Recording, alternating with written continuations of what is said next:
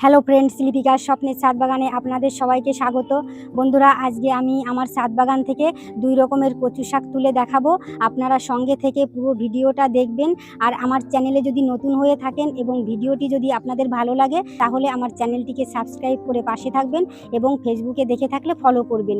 এবার চলুন তাহলে। এই দেখুন বন্ধুরা, আমার কচু গাছ বালতির মধ্যে আমি চাষ করেছি, কত বড় হয়েছে। এর আগেও আপনাদের আমি এই কচুর লতি তুলে দেখিয়েছি। আর এই দেখুন এখানে তারপরেও এই যে আবার কচুরলতি হয়েছে।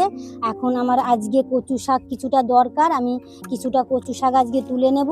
আর এক জায়গায়ও আমি বসিয়েছি, সেখান থেকেও আমি কিছু তুলে নেব।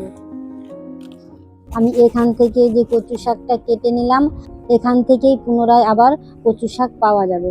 এগুলো আর কাটবো না, আমি অন্য গামলার অন্য জায়গার থেকে আবার কেটে নেব।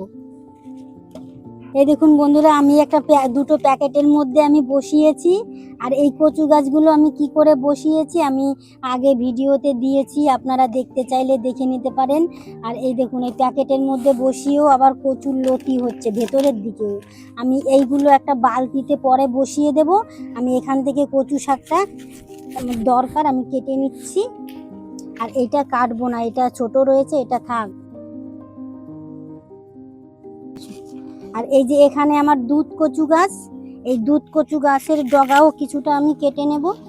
এইগুলোর ডগা পাতা সব কিছুই খাওয়া যায়। এই ধরনের আর একটা কচু গাছ আছে, সেটা জংলি কচু, আর সেটা তো গলা ধরে খুবই। আর এইটা আমার বাপের বাড়ির থেকে এনেছি। ছোটবেলায় আমি বাপের বাড়িতে এই কচু গাছটাই আমি বসিয়েছিলাম, সেখান থেকেই আমি এই বছরে এই কচু গাছগুলো এনে বসিয়েছি। আর দেখুন কত গাছও হয়েছে, আর শাকগুলোও আমি খেতে পারছি। এগুলোর পাতাগুলো খেতে খুব ভালো লাগে। এইগুলো মাছ ভাপা করেও খাওয়া যায় এই পাতা দিয়ে। এখান থেকেও আবার এই কটা তুলে নিলাম। এই যে আমি এতগুলো কচু শাক তুলে নিয়েছি। এই দেখুন বন্ধুরা, আমি কতগুলো কচু শাক তুলে নিয়েছি আমার ছাদ বাগান থেকে। এরকম যদি ছাদ বাগান থেকে কচু শাক এবং কচুর লতি কচু পাওয়া যায় তাহলে তো বাজারে না গেলেও চলে। আমার ছাদ বাগান থেকে যখন দরকার হবে তখন কেটে নেব। আমার এই কচু শাক কাটার ভিডিওটি যদি আপনাদের ভালো লাগে তাহলে লাইক কমেন্ট শেয়ার করবেন।